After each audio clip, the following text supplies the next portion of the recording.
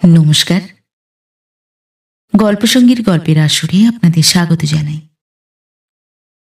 আজ আপনাদের পড়ে শোনাব নগেন্দ্রবালা দাসীর লেখা গল্প মুকুল।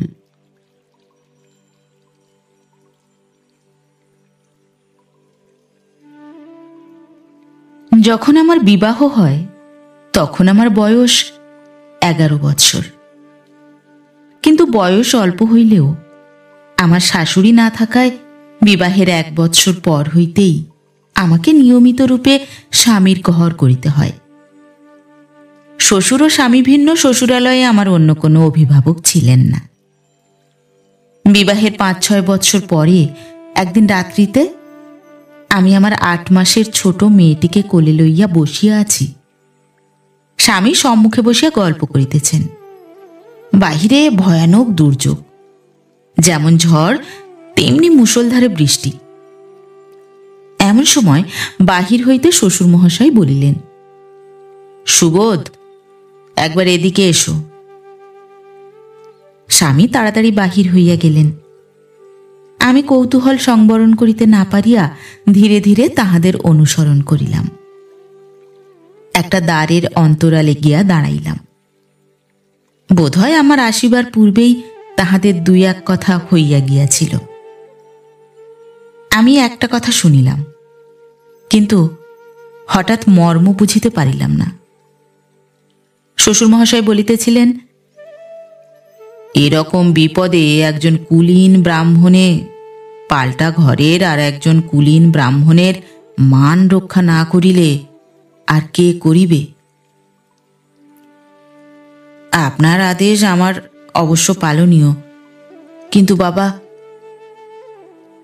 তাহা জানি সুবোধ, কিন্তু বুঝিয়া দেখো, আমার অন্য কোনো সন্তান নাই যে তাহাকে দিয়া এ বিপদ হইতে উদ্ধার হইব। অনেকক্ষণ কথা নীরব ছিল। সহসা তৃতীয় ব্যক্তি বলিয়া উঠিল, আপনাদেরই আশ্রিত প্রতিপালিত আমি। এ বিপদে কোথায় দাঁড়াইব? আমার উপায় করুন সুবোধবাবু। শ্বশুর মহাশয় বলিলেন,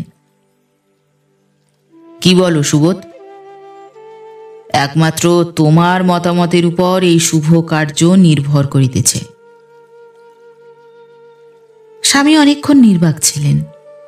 অবশেষে বলিলেন, কি আর বলবো, আপনার যেমন অভিরুচি। আপনার আদেশে আমি বলিদানে প্রস্তুত। তাহার কণ্ঠস্বর অতি গম্ভীর, অতি ধীর। আমি বুঝিতেছি এ কাজটা খুব যুক্তিযুক্ত নয়, কিন্তু দুর্যোগের রাত্রিতে অন্য উপায় আর কি আছে? আজ ব্রাহ্মণের জাতি যায়। শ্বশুর মহাশয়ের কথা শেষে অপরিচিত ব্যক্তি অতি বিনীতভাবে বলিলেন, আমায় রক্ষা করুন সুবোধবাবু, এ বিপদে আমাকে উদ্ধার করুন। অতি মৃদুস্বরে আরো 2-4টা কথার পর সকলে নীরব হইলেন। পদশব্দে চমকিত হইয়া আমি ফিরিয়া দ্রুতপদে আমার দ্বিতল স্থিত কক্ষে প্রবেশ করিলাম। অল্পক্ষণ পরেই স্বামী ফিরিয়া আসিলেন। বিরস বদনে রুদ্ধ স্বরে বলিলেন, আজ রাত্রে বাড়ি ফিরিব না। আমি তাহার বসনাগ্র চাপিয়া ধরিলাম। কোথায় যাও? স্বামী উত্তর করিলেন না। ক্ষুণ্ণভাবে আমার মুখের দিকে চাহিলেন। শেষে আমি আপনা হইতেই জিজ্ঞাসা করিলাম, বিয়ে করতে যাবে? তিনি একটু হাসিয়া বলিলেন, না, মরিতে। আমার বড় রাগ হইল। বলিলাম, কেন বিয়ে করবে?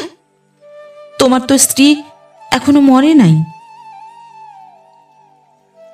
বাবার আজ্ঞা। এইমাত্র সংক্ষিপ্ত উত্তর পাইলাম। তাহার কথা শুনিয়া আপাদমস্তক জ্বলিয়া উঠিল। রাগ করিয়া বলিলাম, বাবার আজ্ঞায় তুমি আবার বিয়ে করবে? কি পিতৃভক্তি! স্বামী কক্ষ ত্যাগ করিলেন। রাগে দুঃখে অভিমানে আমার কণ্ঠরোধ হইয়াছিল। তাহাকে ফিরাইবার জন্য আমি কোনো চেষ্টা করিলাম না। কপাট বন্ধ করিয়া মেঝের উপর শুইয়া পড়িলাম। মনে হইল মরণ হইলে বাঁচিতাম, কিন্তু না মরিয়া কেবল ভাবিতে লাগিলাম, এমন মানুষ তো উপন্যাসের বাহিরে কোথাও দেখি নাই। বাবার এক কথাতেই আবার বিবাহ করিতে চলিলেন। আমি কেহ নহি। শেষে কনের বাপের উপর গিয়া সব রাগ পড়িল। বুড়ো আর কোথাও জায়গা পেলে না, মরতে এখানে এসেছিল। যদি মেয়ের বরই না মিলাতে পারবি, তবে গঙ্গার জলে মেয়েটাকে ফেলে দিলি না কেন? বোধহয় শেষ রাত্রে একটু ঘুমাইয়া পড়িয়াছিলাম। প্রত্যুষে যখন বুড়ি কাঁদিয়া উঠিল, তখন আমার নিদ্রা ভাঙিয়া গেল। স্বপ্নে দেখিতেছিলাম স্বামী বিবাহ করিয়া বাড়ি ফিরিয়াছেন। নবাগতা বধূ আমাকে প্রণাম করিতেছে। কিন্তু নিদ্রা ভঙ্গে দেখিলাম সেসব কিছুই নয়, বুড়িকে কোলে লইয়া শুইয়া আছি। বিবাহ করিয়া স্বামী পরদিন বাড়ি ফিরিলেন। দেখিলাম নবাগতা বধূ বালিকা নহে, সে যুবতী। আমি তাহার মুখের দিকে চাহিলাম। দেখিলাম সে মুখখানি অতি সুন্দর। আমি আমার দুঃখ ঢাকিয়া আবার তাহার মুখ দেখিলাম। কি সুন্দর, যেন সদ্য প্রস্ফুটিত পুষ্পস্তবক। তাহার সৌন্দর্যের মধ্যে একটি সুন্দর সরল কমনীয় মাধুর্য নিহিত রহিয়াছে। তাহা দেখিলেই বিমুগ্ধ হইতে হয়। মুখখানি আবার দেখিতে ইচ্ছা করে, কিন্তু আমার প্রাণের বেদনা ভাষায় প্রকাশ করা যায় না। রাগে যন্ত্রণায় আমি তাহার দিকে চাহিলাম না। সে আসিয়া আমায় প্রণাম করিল। তাহাকে আমি একটা কথাও বলিতে পারিলাম না। ঘরে গিয়া দেখিলাম স্বামী বসিয়া আছেন। আমাকে দেখিয়া তিনি হাসিলেন, বলিলেন, তোমার বোধহয় খুব রাগ হয়েছে না? আমি কাঁদিয়া ফেলিলাম। তুমি ভালোবাসতে পারবে তো? কোন অপরাধে আমাকে পর করলে? স্বামী সস্নেহে আমার অশ্রু মুছাইয়া ধীরে ধীরে বলিলেন, না, তোমাকে পর করিব কেন? কিন্তু মুকুলকেও যত্ন করিতে হইবে। আমি কোনো উত্তর করিতে পারিলাম না। তাহার হাত ছাড়াইয়া দূরে দাঁড়াইলাম। স্বামী বলিতে লাগিলেন, মুকুলের কাল রাতেই বিয়ের লগ্ন স্থির হয়েছিল, কিন্তু ওই রকম ঝড় বৃষ্টিতে বর আসিয়া পৌঁছিতে পারে নাই। লগ্ন উত্তীর্ণ হইয়া যায় দেখিয়া মুকুলের বাবা আমাদের এখানে এসেছিলেন। আমি বাধা দিয়া বলিলাম, থাক, ওসব আমি জানি। সেদিন এই পর্যন্ত হইয়া রহিল। বিবাহের 1 সপ্তাহ পরে মুকুল বাপের বাড়ি চলিয়া গেল। আর 1 সপ্তাহ পরে শ্বশুর মহাশয় তাহাকে লইয়া আসিলেন। আমি বিরক্ত হইয়া স্বামীকে জানাইলাম, আমি এখানে থাকব না। বাপের বাড়ি পাঠাবে তো পাঠাও, নইলে গলায় দড়ি দিয়া মরিব। তিনি প্রথমে চমকিয়া উঠিলেন, তারপরই সংযত স্বরে বলিলেন, অমন করো তো আমি মরিব। দেখো, বন্দুকে গুলি ভরিয়া রাখিয়াছি। আবশ্যক বুঝিলেই এই গুলি খাইয়া প্রাণ ত্যাগ করিব। কি নিষ্ঠুর কথা! শুনিয়া আমার হৃৎকম্প উপস্থিত হইল ও মরিবার বাসনা তৎক্ষণাৎ বিলুপ্ত হইল। আমার বাপের বাড়ি যাওয়া হইল না। শেষে মুকুলের সহিত খুঁটিনাটি লইয়া ঝগড়া আরম্ভ করিলাম। কিন্তু দেখিলাম মুকুল আমার কাছে অকারণে তিরস্কৃত হইয়া একটাও উত্তর করে না, নত মুখে আমার সম্মুখ হইতে সরিয়া যায়। একা আর কতই বকিয়া মরিব, তাহলে তো কার্যসিদ্ধ হইবে না। মুকুল তো ইহাতে বাড়ি ছাড়িবে না। অবশেষে একটা বুদ্ধি আঁটিলাম। কণ্টক যাহাতে সহজে উৎপাটিত হয় তাহার চেষ্টায় রহিলাম। একদিন সন্ধ্যার সময় মুকুলের ঘরে ঢুকিলাম। দেখিলাম মুকুল জানালার সম্মুখে চুপ করিয়া বসিয়া আছে। আমি ডাকিলাম, মুকি। মৃদু হাস্যে ওষ্ঠাধর অনুরঞ্জিত করিয়া মধুর কণ্ঠে মুকুল বলিল, কেন দিদি? আমি বলিলাম, তোর সঙ্গে গোটা কত কথা আছে। বলো না দিদি, কি কথা? মুকুল আমার হাত ধরিয়া শয্যায় বসাইল। আমার স্বামী তোমাকে বিবাহ করেছেন, কিন্তু তোমাকে ভালোবাসেন কি? কেন দিদি, এ কথা বলছো কেন? তিনি তো খুব যত্ন করেন। না, তিনি তোমায় একটুও ভালোবাসেন না। তা কি করব? আমার বাবাকে তিনি যে বিপদ থেকে উদ্ধার করেছেন, এই যথেষ্ট। ভালোবাসা না বাসা তাহার ইচ্ছা। সে কি, তুই এই অবস্থাতেই সুখী? আমার কথার উত্তরে মুকুল নত মুখে বলিল, হ্যাঁ। আমি বুঝিলাম এ বড় সহজ মেয়ে নয়। তাহার চোখের উপর স্থির দৃষ্টি স্থাপন করিয়া বলিলাম, তোমাকে এ বাড়ি ছাড়তে হবে। ভয়চকিত নেত্রে মুকুল আমার দিকে চাহিয়া কম্পিত স্বরে বলিল, কেন দিদি? আমার স্বামীতে আমার পুরো দখল। তুই রাক্ষসী, তার মাঝে কে? বলিয়াই আমি উঠিয়া দাঁড়াইলাম। মুকুল ভয়ে আড়ষ্ট হইয়া উঠিল। কাঁপিতে কাঁপিতে বলিল, তোমার পায়ে পড়ি দিদি, কি হয়েছে বলো না। আমি বলিলাম, তুই যত শীঘ্র হয় বাড়ি ছাড়িয়া যা, নহিলে আমি বড় অনর্থ ঘটাব। কিন্তু সাবধান, যদি এইসব কথা বাহিরে প্রকাশ পায় তবে তোর অদৃষ্টে বিস্তর দুঃখ আছে। মুকুল বলিল, স্বামীকেও জানাইব না দিদি? স্বামী? তোর স্বামী কিসের? আমার কথা শুনিয়া এবার মুকুল কাঁদিয়া ফেলিল। আমি সেখানে আর না দাঁড়াইয়া সে কক্ষ হইতে কক্ষান্তরে প্রবেশ করিলাম। রাত্রিতে শ্বশুর মহাশয় আহারে বসিয়াছেন। মুকুল ও আমি সম্মুখে বসিয়া আছি। কিন্তু পরে মুকুল অতি বিনীতভাবে বলিল, বাবা। শ্বশুর মহাশয় সস্নেহে কহিলেন, কেন মা লক্ষ্মী? মুকুল একবার আমার দিকে চাহিল, তাহার পর দৃষ্টি ফিরাইয়া ধীরে ধীরে বলিল, আমাকে বাপের বাড়ি পাঠাবেন কি? কিয়ৎকালের জন্য আহার স্থগিত রাখিয়া শ্বশুর মহাশয় বলিলেন, কেন? মুকুল একটা নিঃশ্বাস ফেলিল, বলিল, অনেকদিন বাপের বাড়ি যায়নি, তাই বলছি। শ্বশুর মহাশয় হাসিয়া বলিলেন, আচ্ছা, সুবোধকে জিজ্ঞাসা করিয়া বলিব। তাহার পর আমাকে লক্ষ্য করিয়া বলিলেন, বড় বৌমা, তোমার কি মত? আমি নত মস্তকে গম্ভীরভাবে বলিলাম, আপনার মতের উপর আর আমার কথা কি? মুকুলের পিত্রালয়ে যাওয়া স্থির হইল। শুনিলাম স্বামীরও মত আছে।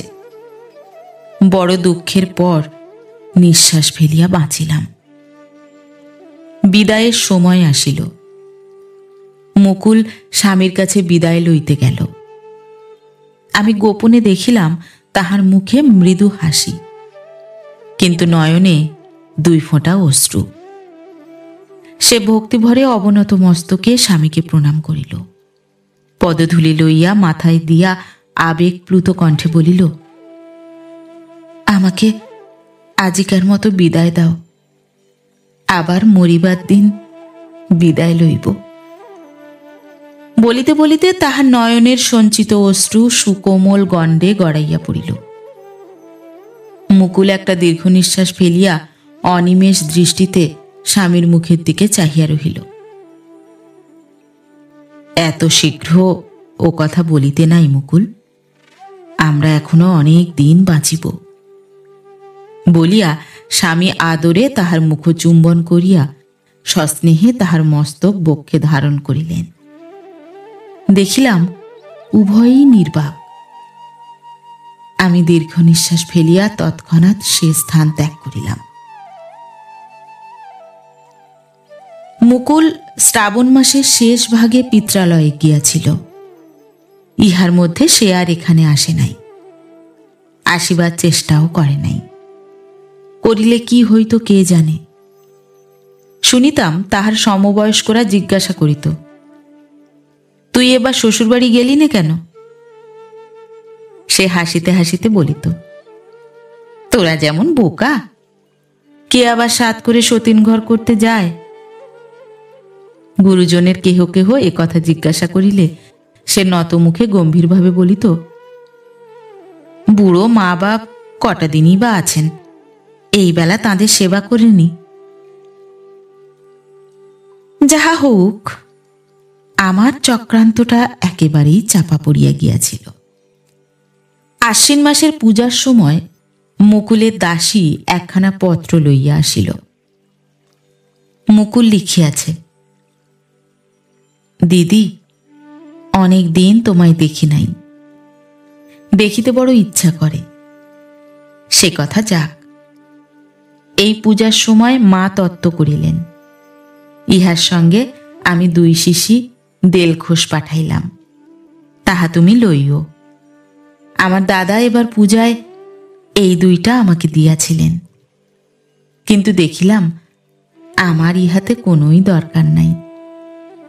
দিদি, আমার দান বলিয়া প্রত্যাখ্যান করিও না, অনুগ্রহ করিয়া লইও।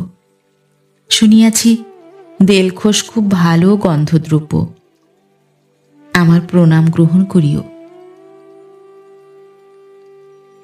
আমি শিশি 2টি হাতে লইয়া উপরে উঠিতেছি, স্বামী তখন নিচে নামিতেছেন। আমাকে দেখিয়া বলিলেন, তোমার হাতেও কি? আমি শিশি 2টি তাহাকে দিতে গেলাম, মধ্যে হইতে চিঠিখানা পড়িয়া গেল। তিনি তাড়াতাড়ি চিঠিখানা তুলিয়া লইয়া পড়িতে লাগিলেন। পত্রপাঠ সমাপ্ত করিয়া তিনি বলিলেন, মুকুল দেলখোস দিয়াছে? সঙ্গে সঙ্গে একটা নিঃশ্বাস ত্যাগ করিলেন। আমি বলিলাম, হ্যাঁ, আমাকেই দিয়াছে। স্বামী হাসিতে হাসিতে বলিলেন, তুমি পূজার সময় প্রতিদানে তাহাকে কি দিবে? আমি ঘৃণায় মুখ ফিরাইলাম। তিনি দ্রুতপদে নিচে নামিয়া গেলেন। অগ্রহায়ণ মাসে আমি পিত্রালয়ে চলিয়া গেলাম। আমার বাবা বর্মায় কাজ করিতেন। এই সময় তিনি বাড়ি আসিয়াছিলেন, তাই তাহাকে দেখিবার জন্য আমরা কয় ভাই বোনে মিলিত হইয়াছিলাম। আমি পৌষ মাসটা সেইখানেই রহিলাম। গয়ায় সে বৎসর ভয়ানক প্লেগ হইতেছিল, সুতরাং আমার শীঘ্রই গয়ায় যাওয়া হইল না। মাঘ মাসের শেষে একটা নূতন সংবাদ পাইলাম। হিংসা দেশে আমার দেহ মন জর্জরিত হইয়া উঠিল। স্বামী লিখিয়াছেন, সেদিন মুকুলের একটি ছেলে হইয়াছে, আমি দেখিতে গিয়াছিলাম। ছেলেটি বড়ই সুন্দর হইয়াছে, তাহাকে দেখিলেই ভালোবাসিতে ইচ্ছা করে। রোষে ক্ষোভে আমি তাহার এ পত্রের উত্তর দিলাম না। আমার মেয়েটিকে বুকে তুলিয়া লইলাম। ফাল্গুন মাসে বড় দুর্ঘটনা ঘটিল।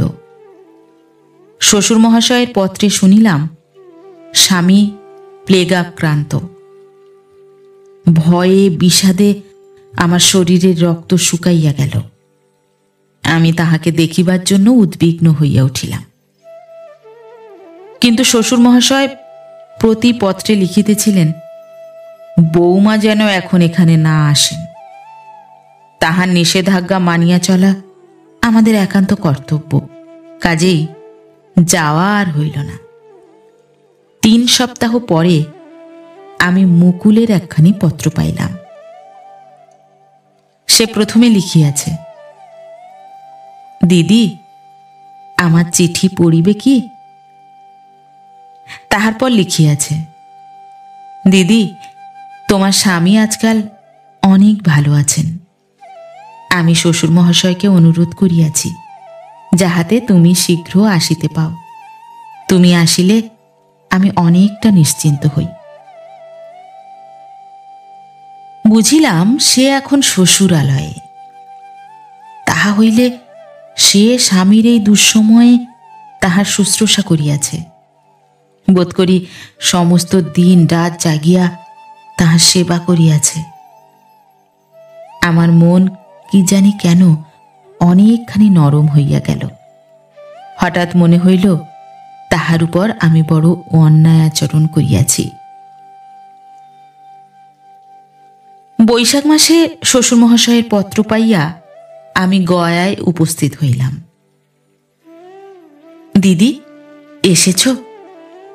বলিতে বলিতে মুকুল আমাকে প্রণাম করিল।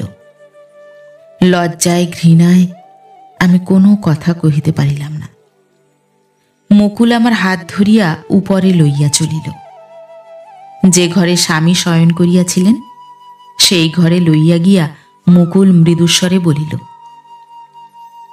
দেখেছ, দিদি এসেছেন। নিমিলিত চক্ষু উন্মিলিত করিয়া স্বামী আমাকে দেখিলেন, বলিলেন, এসেছ? বড় কষ্টে এবার বাঁচিয়াছি। যদি মুকুল কাছে না থাকিত তবে বুঝি এবার রক্ষা পাইতাম না। শুধু মুকুলের অবিশ্রান্ত সেবায় স্বামীকে ফিরিয়া পাইয়াছ। এবার আমি চুপ করিয়া থাকিতে পারিলাম না। স্নেহভরে মুকুলকে চুম্বন করিলাম। তাহার কণ্ঠ ধারণ করিয়া আমি কাঁদিতে লাগিলাম। স্বামী বিপদে আমাদের উভয়েরই যে সমান বিপদ। মুকুল আপনার অঞ্চলে আমার অশ্রু মুছিয়া ধীরে ধীরে কহিল, কেন কাঁদো দিদি? এখন তো আমরা বিপদ থেকে উদ্ধার হইয়াছি। যে বিপদে পড়িয়াছিলাম, মা রক্ষা না করলে এতদিনে কে কোথায় পড়িতাম দিদি। আমি দেখিলাম মুকুল এবার ভয়ানক দুর্বল, শরীর বড়ই শীর্ণ। আমি বলিলাম, তুই এত রোগা হয়েছিস কেন? মুকুল, তোর ছেলে কোথায়? মুকুল বলিল, দিদি, ছেলেকে বাপের বাড়ি রেখে এসেছিলাম। শ্বশুর মহাশয় কি এখানে আনতে দেন? সেখানে আমার বড় বোনের কাছে সে থাকত। আজই তাকে এনেছি। মুকুল চলিয়া গেলে স্বামী বিষণ্ণ মুখে বলিলেন, মুকুলের ভয়ানক অসুখ, এই বেলা তাকে একটু যত্ন করো। সে আর বেশি দিন বাঁচবে না। আমি ভয়ে চমকিয়া বলিলাম, কি অসুখ? স্বামী কাতর স্বরে বলিলেন, তার যক্ষা হয়েছে। শুনিয়া আমার কষ্ট হইল। আমি মনে করিয়াছিলাম এবার তার সঙ্গে আর মনান্তর ঘটাব না, দুইজনে মিশিয়া ঘর করিব। মুকুল ছেলে কোলে করিয়া হাসিতে হাসিতে বলিল, দিদি, একে তোমায় দিলাম, আমার ছেলেই কাজ নাই। সেই সুন্দর শিশুটিকে কোলে লইতে হাত বাড়াইলাম। মুকুল আমার কোলে তাহাকে দিল। বুকে চাপিয়া ধরিয়া আমি তাহার মুখ চুম্বন করিলাম। স্বামী উঠিয়া বসিয়া বলিলেন, দাও আমাকে। আমি তাহার কোলে ছেলেকে দিলাম। মুকুল বাহিরে চলিয়া গেল।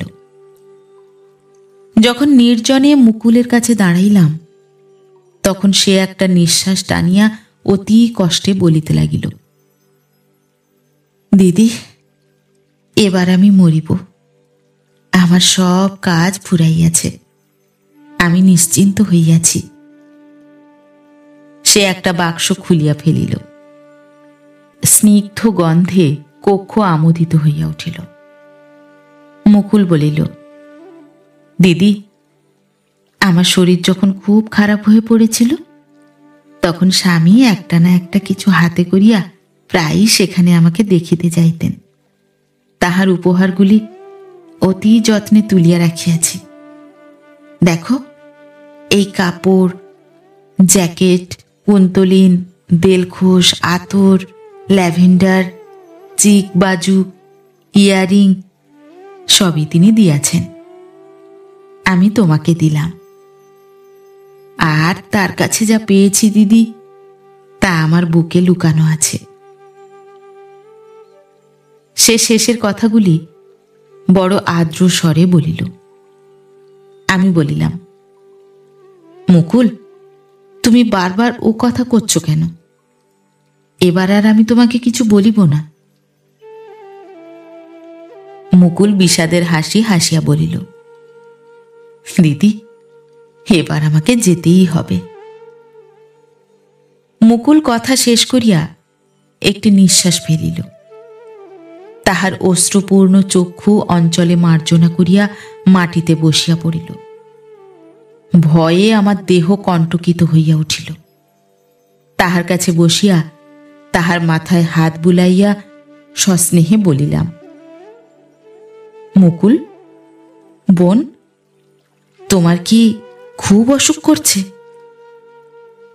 দিদি, একবার স্বামীকে দেখিব। বলিতে বলিতে মুকুল রক্ত বমন করিল। আমি ছুটিয়া স্বামীকে ডাকিতে গেলাম। ফিরিয়া আসিয়া দেখিলাম মুকুল অতিশয় কাতর হইয়া পড়িয়াছে। সে পুনঃ পুনঃ রক্ত বমন করিতে লাগিল। স্বামী আসিয়া তাহার মস্তক কোলে লইয়া বসিয়া পড়িলেন। মুকুল ধীরে ধীরে হাত দুইখানি তুলিয়া স্বামীর পায়ের উপর রাখিল। বিস্ফারিত নেত্রে তাহার মুখের দিকে চাহিল। ম্লান হাসিয়া মৃদুস্বরে বলিল, দিদি, বিদায়। তাহার চক্ষু আপনা হইতে মুদ্রিত হইয়া আসিল। কয়েক ঘণ্টার মধ্যেই মুকুল চিরনিদ্রায় অভিভূত হইল। মুকুল সত্যিই সব ফেলিয়া চলিয়া গেল। স্বামী কাঁদিতেছেন, শ্বশুর মহাশয় কাঁদিতেছেন। আমি মুকুলের রোরুদ্যমান শিশুকে কোলে লইয়া কাঁদিতে লাগিলাম। পাষাণী আমি মরিলাম না কেন?